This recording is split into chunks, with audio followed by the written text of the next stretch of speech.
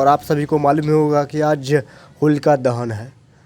लोग तैयारियां कर रहे हैं होलिका दहन करने की। इस पर मैं खास जानकारी जो यहाँ के स्थानीय चाचा जो प्रमोद चाचा हैं, मैं उनसे खास जानकारियाँ लेने वाला हूँ। चाचा जी, हम आपसे जानना चाह रहे हैं कि आखिर होलिका दहन आज का ही दिन क्यों किया जाता है?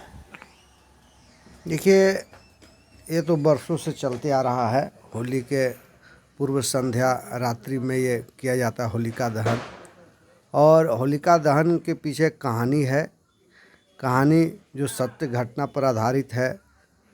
हिरण्यकश्यपु नाम का जो राजा था वो इतना बलिष्ठ था और उसके वरदान भी मिल चुका था कि भाई हमको न नर मार सकता है, न मादा, कोई हथियार नहीं मार सकता है, न दिन में न रात में। यह वरदान था।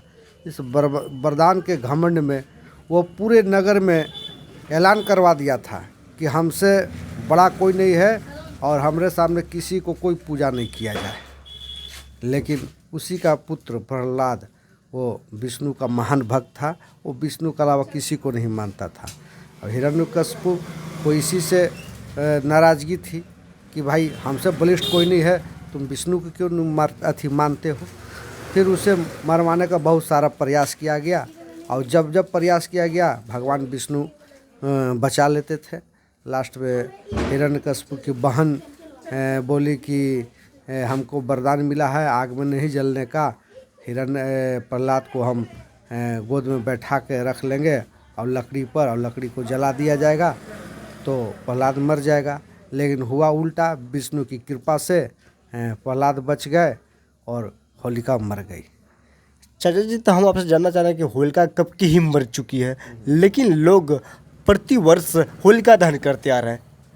बिल्कुल, भले ही होलिका मर गई लेकिन आज भी समाज में ना होलिका के प्रवृत्ति के लोग हैं, उनके मानने वाले हैं। और बहुत लोगों के मन में होलिका का मानसिकता आज भी है।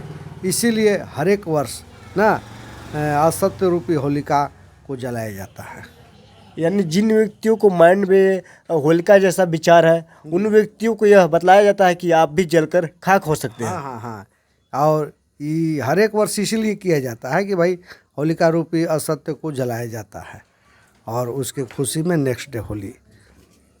चाचा जी, आप होली जो युवा खेलेंगे और जो बड़े बुजुर्ग भी खेलेंगे, उन्हें आप संदेश क्या देना चाहते हैं?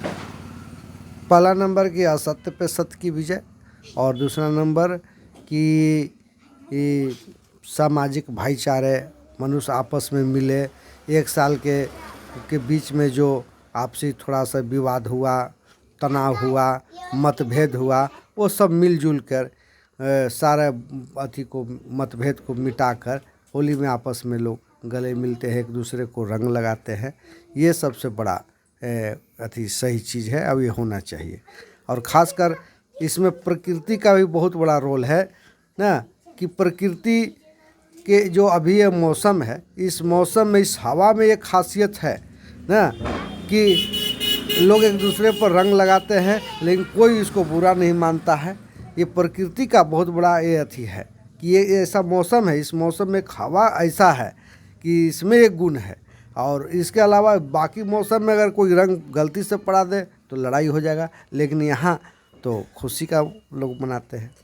चाचा जी, होली का दिन अक्सर देखने के लिए मिलता है कि लोग ज़्यादा स्पीड में, जो युवा हैं वे बाइक चलाया करते हैं और उस दरमियान घटना घट जाती है, तो आप उन्हें क्या संदेश देना चाहेंगे? देखिए, यही चीज़ को समझना होगा कि आखिर होली दहन के क्यों किया जाता है, होली क्यों मनाया जाता है। इस चीज़ को लोग, आज के युवा लोग नहीं समझते हैं। होली का मतलब सीधा है कि मौज मस्ती, जबकि ये चीज़ नहीं है। होली का मतलब है सत्य पर सत्य और भाईचारे का।